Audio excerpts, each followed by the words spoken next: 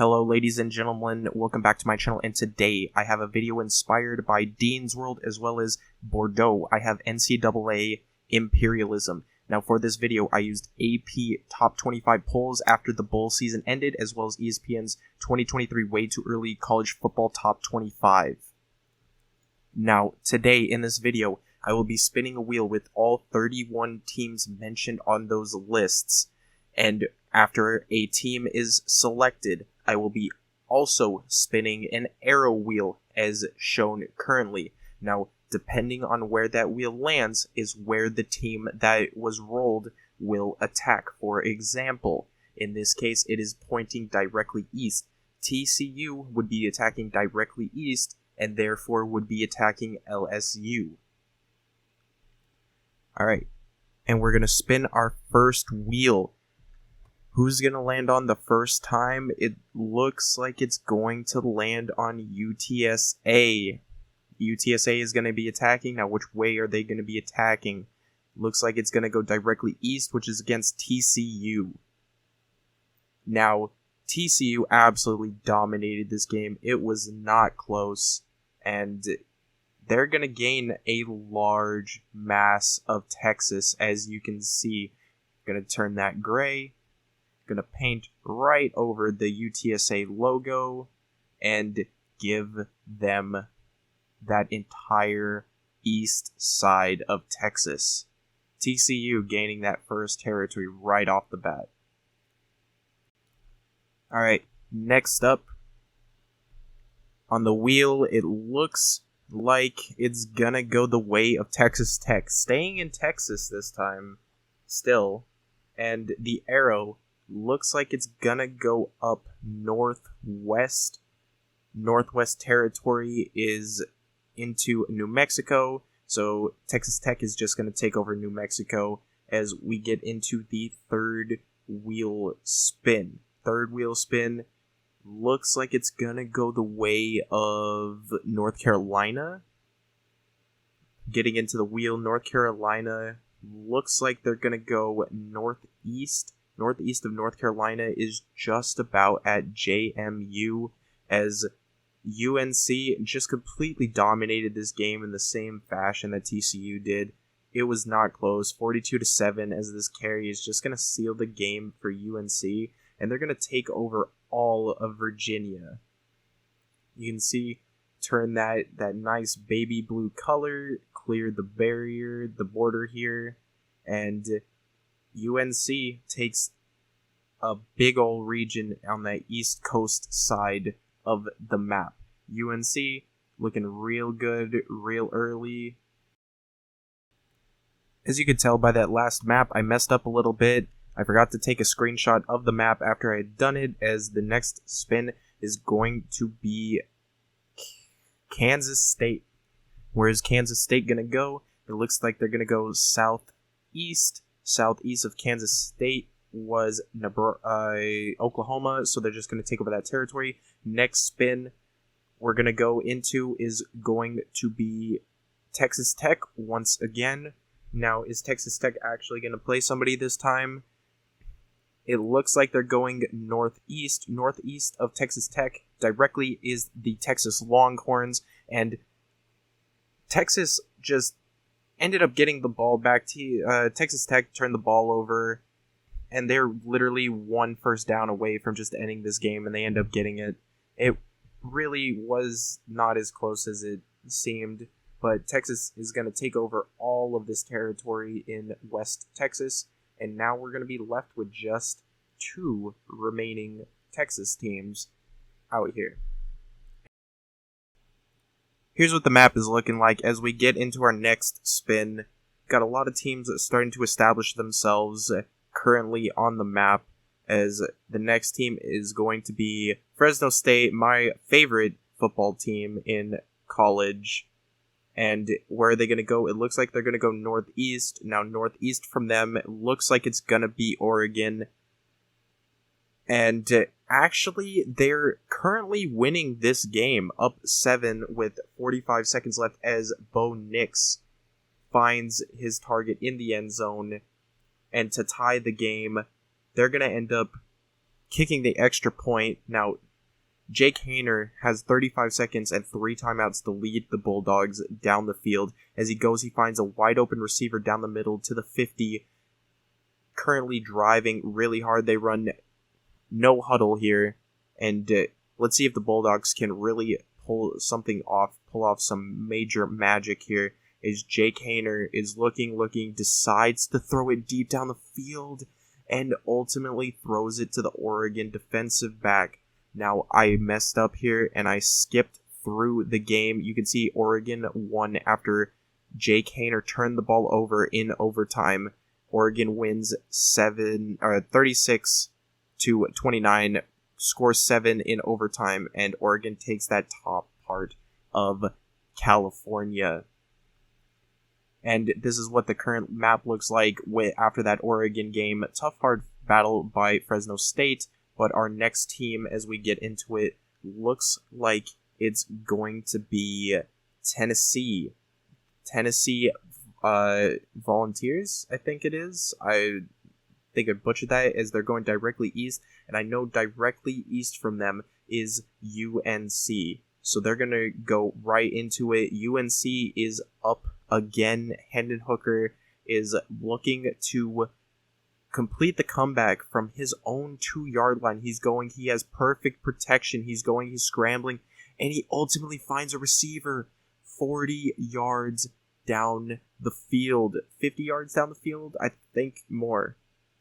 Something like that. As he's scrambling again, and he ends up losing the football to give UNC the victory here. Turn that Tennessee baby blue, get rid of the T. It is now all UNC territory, baby. And after that game, here's what the map is looking like as we can get into our next spin. Lots of teams have played multiple times already, and it looks like our next team is going to be Penn State. Now, I messed up on the map, and I accidentally made Penn State and, Pitt the same color. Penn State gets that top right corner. Don't have to face anybody, but I made them the same color, and I couldn't change it because they would change to the same color. As the next team to play looks like it's going to be Utah. Now, where is Utah going? They have actually a lot of blank space next to them. They're going south, and south of them is Arizona. They're just going to take over Arizona. There's still a lot of blank space in that upper Midwest part of the map that is available to take over, as Washington is the next team to get chosen. They will be going northwest. Now, northwest of Washington technically is Alaska, so I just made Alaska that color. It made the most sense. Alaska's technically up there, so that's what I went with, as Iowa gets chosen next, and ultimately they wind up going west. Now, nothing is west of Iowa. They're going to get Nebraska for free, and we still have yet to have a game in a cool minute, as our next team to play is actually going to be Oregon State. Yes, it is Oregon State. They're going to be going up to the northwest, so they're going to go and they're going to play against Washington. Washington, who just got Alaska, is going to fall to Oregon State, going down by 2 touchdowns as Oregon State kneeled the ball out. And they're going to take up all of Washington and Alaska, take up that entire Northwest territory for themselves. The Beavers have established themselves all the way in that top left corner of the map. And as we get into our next spin here, let's see if we can find a brand new team to go and expand themselves, as we get Notre Dame. Notre Dame, I know, has Illinois to the west, and that's exactly where they're going to go. They're going to take over Illinois and expand their own territory as we get into the next spin here. And we're going to end up finding, once again, North Carolina here. And North Carolina actually, I believe, is surrounded right now. So they're going to go south. They're going to end up going to Clemson. They're not surrounded. They have a bunch of territories to the north, but they're down 14-17 with just a little over a minute left in the game, and Drake May finds a receiver down the field. They're just before the 50-yard line with 55 seconds left in the game. They need a field goal to tie it, as he just ends up turning the ball over there on 4th down. Drake May could do nothing against that Clemson defense, and ultimately all of that territory ends up going bright orange. Just couldn't do really anything as we get into our next spin here. And I'm excited to see what teams like Alabama and Ohio State do, as Clemson actually gets landed on just after they play a game, and they're going to be going north. Now, north of Clemson actually is West Virginia, so they're just going to take over West Virginia, going to get that free pass, and our next team to play, just as I had mentioned it before, is actually going to be Ohio State. And Ohio State is going to be going south. They're going to be taking over Kentucky, so now there are a lot of teams touching in that eastern corner. If any of those teams get rolled, they're going to be finding themselves playing a game, as Penn State finds themselves playing a game once again, as they're going to be going south. It looks like, yeah, they're going to end up taking a blank territory, that last blank territory in that location, and it looks like Ole Miss is finally going to get their turn to go and go somewhere in this wheel. As you can see, Ole Miss directly right. Oh no, they're playing Bama, and they're actually up on Bama 21-17 with the 1 minute left in the 4th. You see Bryce Young, he's scrambling, and he fumbles the football. Ole Miss, do you believe in miracles? They knock off Bama. They beat Bama. Who could have seen that coming? That's a big juggernaut taken out really early in this tournament. As we go into the next spin, no more Alabama. And you see UCLA finally getting their turn. Now, they're in California, so they don't really have many places to go as they go southeast, and that's not where you want to go. They're going to go play USC, and USC is up 28-20. UCLA is on 4th and 7, and oh my god. The receiver makes the diving attempt and ultimately can't get it on 4th down, and UCLA is just that one play from possibly being able to tie the game up. And once again, I messed up on my screenshot, and it'll be fixed in the next screenshot, so that's why UCLA was yellow. Our next team playing looks like it's gonna be Florida State. Now, Florida State is pretty much just attached to this, 1-2 areas, so they don't really have very many places to go, so I made them play Georgia. Yeah, I made them play Georgia because, that was literally the only team that was attached to them, so I feel bad, but it was the only team that they had, so I just made them play Georgia. Yeah, I don't really have an excuse. It is what it is. I'm sorry, Florida State fans. Yeah, you just got manhandled by Georgia. Sorry about that. And we get into our next game. Sorry, our next spin for a possible game, and it looks like it's going to be Utah again. Now, Utah is right now just in Utah and Arizona. I'm not sure where else they can go, as they're going to the right. They're going to take over Colorado, I believe that is. I always get Colorado and Wyoming confused, but they're going to take over one of those. As our next spin is actually going to be Notre Dame again. Another Notre Dame spin. And it looks like they're going to go southeast. I believe that is in Ohio State. They're going to play Ohio State. And Ohio State, as expected, just completely destroyed them. The game was never close. The Notre Dame never really had any chance to begin with against Ohio State. That's just a complete juggernaut team. I'm not sure if anybody can stop Ohio State in here, as they're going to take over all of Indiana as well as all of Illinois and completely get rid of that navy and gold color, turn it into gray here. Now with that, a lot of teams are actually coming together in really big territories here. As we spin our next team, it looks like we're gonna get Texas. First time I believe that Texas has landed on the wheel, but not the first time they played, as they're gonna go bottom right, and we all know that's TCU and Texas for the Battle of Texas. And as you'd expect, TCU absolutely dominated this game, 49-7. Texas is literally just playing for yards at this point, as he gets tackled at the 25, and just like that, you turn it into that TCU silver, and the Battle of Texas has been won by TCU, at least in this video. And no more Longhorns, Horned Frogs run Texas. As we get into our next spin, 19 teams left, a lot of teams that still haven't done anything, and Georgia is coming back. The national champions are coming back.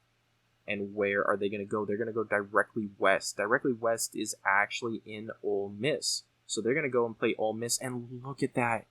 Ole Miss is actually up 27-24. They beat Bama. Can they knock off Georgia as well? As Stetson Bennett just turned the ball over here on 4th down.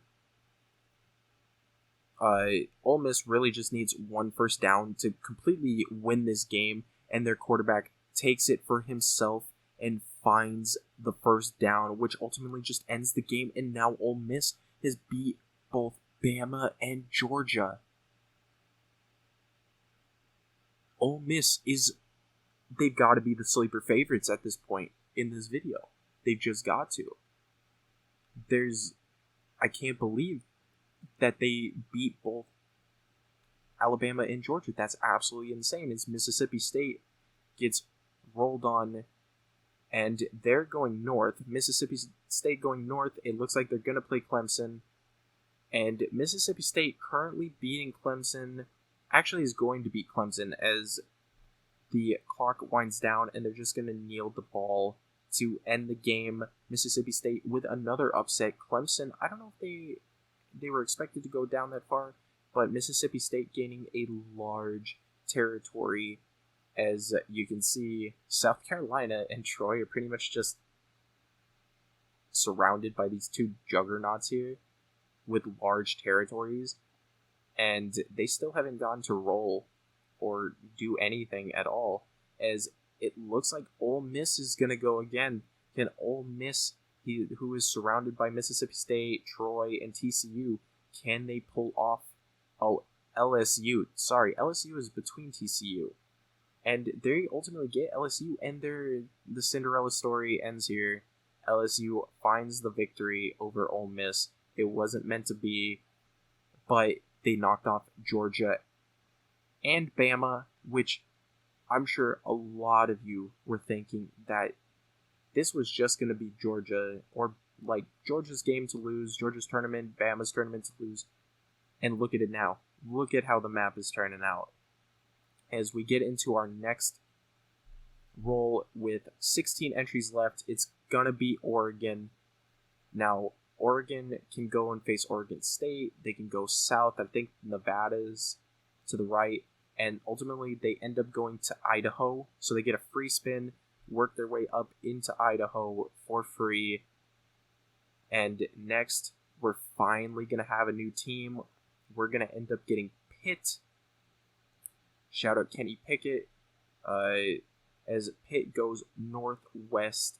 Now, I'm going to say that's Michigan, because it technically is northwest. Sorry, Ohio State. I actually forgot that they played Ohio State. As you can see, I don't know what the defender there for Ohio State was doing, but Pitt, the quarterback, Kedon Slovis, finds his receiver down the sideline. The Ohio State corner had no idea where he was going, and it looks like they're just going to run out this clock so that they can kick a field goal. yeah, it looks like that's what they're going to do. They're going to do that one more time, make sure that they're centered or where they want to be on the field as he goes, and they take another timeout, 5 seconds left in the game, and they're going to kick this field goal. And is it going to make it? And the kick is up, and it's good. 3 seconds left on the clock. Let's see if Ohio State can manage to do something here, make some magic happen. They're just going to end up kneeling it. As you can see, CJ Stroud comes out for what is the last play of the game. Let's see if Ohio State can make some magic happen. And that's a bomb, and it ultimately ends up getting caught by the Pitt defender. And Pitt is just going to take over all of Ohio State. Another upset. Almost all the favorites are gone. Ohio State, Bama, Georgia. This is literally anybody's game at this point. Any of these teams could really win this tournament. As we get into our next spin here, we're going to, once again, roll into Pittsburgh. Now, where is Pittsburgh going to go this time? They just beat Ohio State. They're going to go south, and they're going to end up playing Mississippi State. And Mississippi State actually just dominated this game the entire time. Pitt had just scored, and so the game was even further apart than it actually was, and Mississippi State takes over all of that territory there, and they're just going to really cement themselves on that East Coast with the most territory by far. As next, we're gonna get Michigan for the first time. Michigan Wolverines are gonna go southwest, and that's gonna go right into Mississippi State. So they're gonna go, and they're gonna actually go into Mississippi State, and they're just gonna dominate them. The game wasn't close. This is pretty much what you expect to happen, but a lot of unexpected things have happened as Michigan is just going to knock off Mississippi State. They're going to take this game, and they're going to take over all of that territory. Look at that beautiful, bright Michigan blue, as I'm not even sure if I don't think that's the actual Michigan color, but that's the closest that I could get to it. But Michigan's going to take over all of that land mass, and now they're going to have the biggest territory on that eastern front, surrounding a ton of different teams. As once again, we're going to end up getting Oregon. Now, where is Oregon going to end up going? It looks like they're going to go down to, the south west, which ultimately ends up being Nevada, so they're just going to get Nevada for free. Next up, we're going to have TCU. And TCU has a lot of territory in that southern section. They're going to go down south, and actually from their logo, from where I set it up, they're going to end up going to Tulane, and they're just going to end up doing what everybody expects them to do. Max Duggan is doing Max Duggan things, and Tulane is going to go down as Duggan takes the handoff, and ultimately ends up just ending the game as they take the southern half of Louisiana for themselves and just add to their global empire at this point down there in the southern central section of the United States. 12 teams left, and our next team is going to be Penn State. Now, Penn State has a lot of territory on that eastern coast that they could go to, and from the left, it looks like they're going to go to Michigan. And they are going to go to Michigan, but ultimately they're going to end up falling. They couldn't get the 2-point conversion and could not recover the onside kick. So McCarthy is just going to ultimately lead them to the promised land, and they're going to take a commanding lead over the eastern United States. Michigan is doing what most Michigan fans wish would happen in real life, and they're just going to take control of that entire eastern front. I'm sure Michigan fans are loving their lives right now, as South Carolina is going to be next. Now, South Carolina is one of the only teams that hasn't done anything yet, is they're going to end up going east, and that's directly into Michigan. Now, South Carolina and Michigan are actually tied with 26 seconds left. First and goal for South Carolina. So there are a couple of plays left, and then they're going to have the opportunity to possibly kick a field goal here, as they're currently centered. 17 seconds left, 2 timeouts. They're going to see if they can run out as much clock as they can, and while also getting as many yards as they can. Actually, they're going to take a field goal a little bit early here. 13 seconds left. We still have a timeout and a down. They like what they see. They're going to kicking a field goal, go up by 3, and Michigan has one more opportunity here. They take what little yardage they can, the 12 yards, and there's 2 seconds left for J.J. McCarthy and the Wolverines to find something here. Last chance. J.J. McCarthy ultimately ends up getting sacked by that stout South Carolina defense, and Michigan's gonna fall to South Carolina. That is another upset. How many powerhouses are even left here? USC, Oregon, maybe TCU. There aren't that many that you would really think of, but all the big name ones are gone, apart from LSU, but they haven't been very good in a while since Burrow left. Speak of the devil, LSU is actually going to be rolled again, as they're going to go directly west, which ultimately goes right into TCU, and they're going to battle for that bottom right portion, as TCU is going to ultimately end up beating LSU here. They just couldn't get it done, and TCU now owns pretty much the entirety of the southern part of the United States in all regards. They control a large portion of that land, as we have 9 teams. We're down to our final 9 here, as USC, haven't heard from them since the UCLA game. Let's see where they're going to go.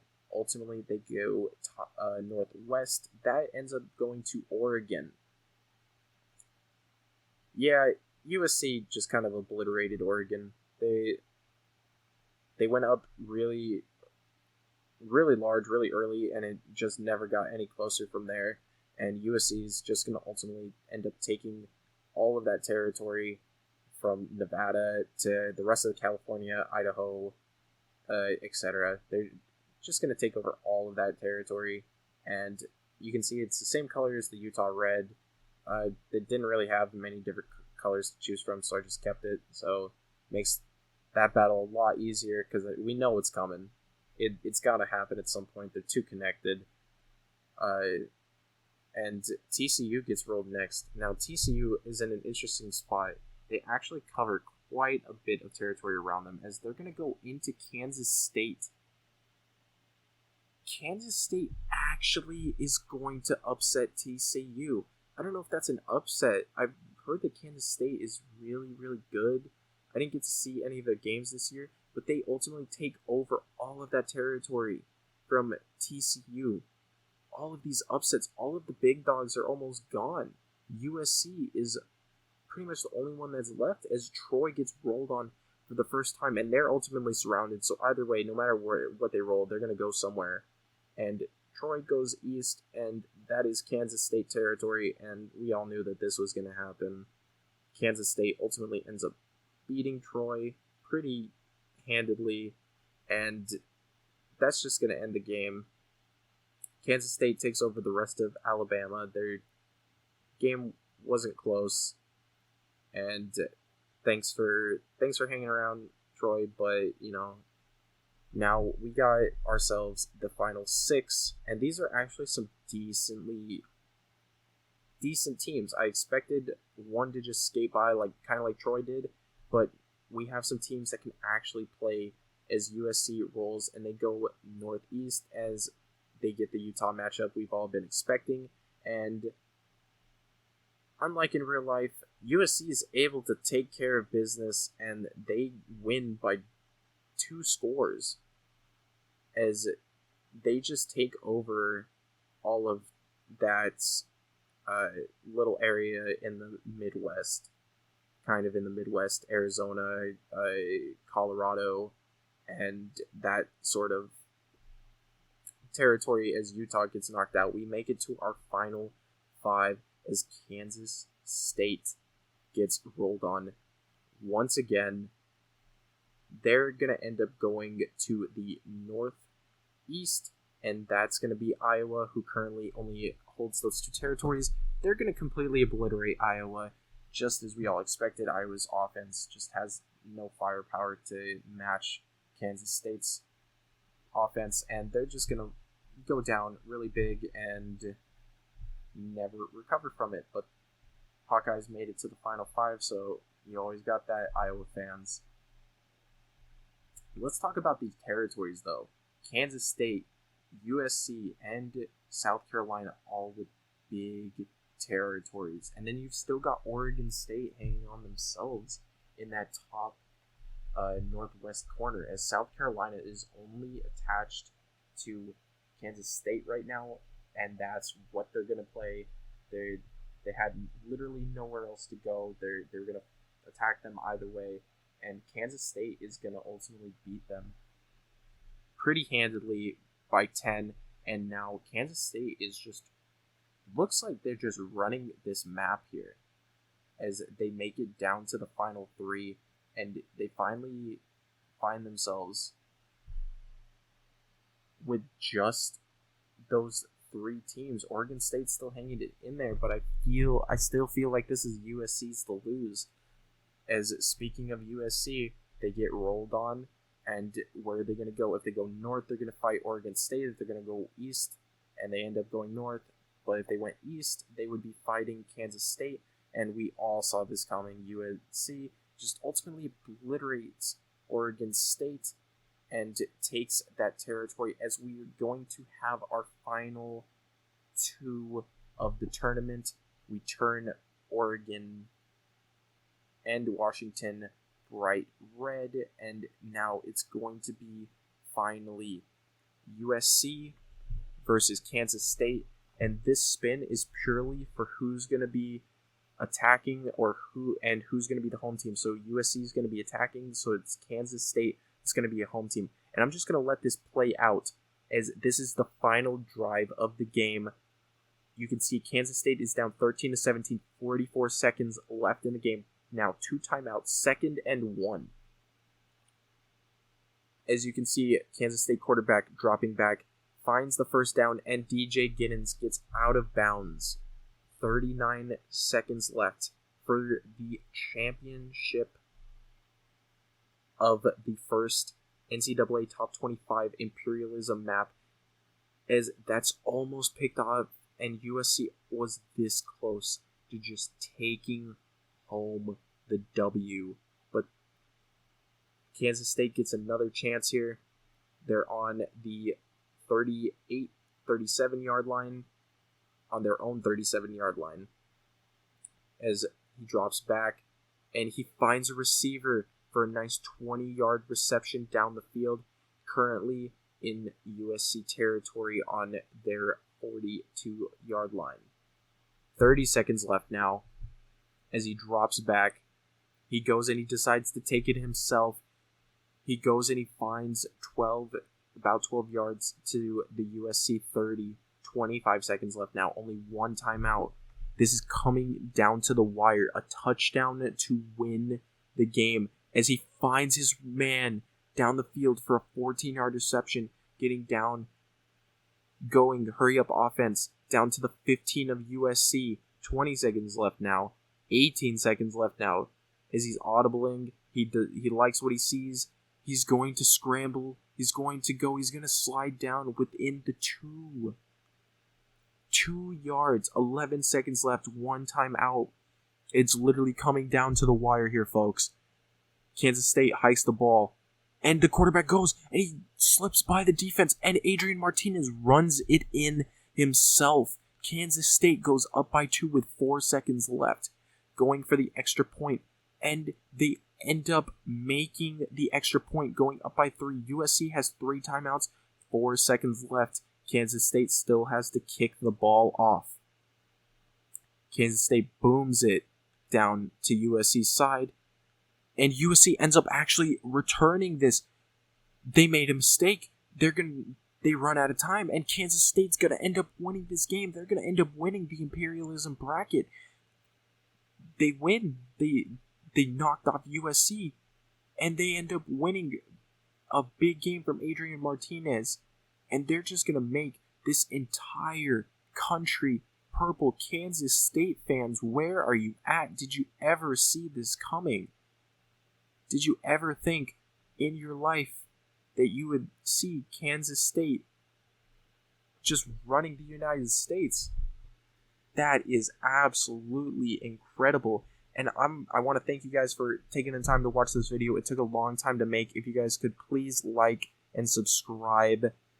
If you're new here, it took a really long time to make. I worked really hard on this. I'm still learning how to do this. I appreciate everybody's support. And I'll catch you guys in the next one. Peace.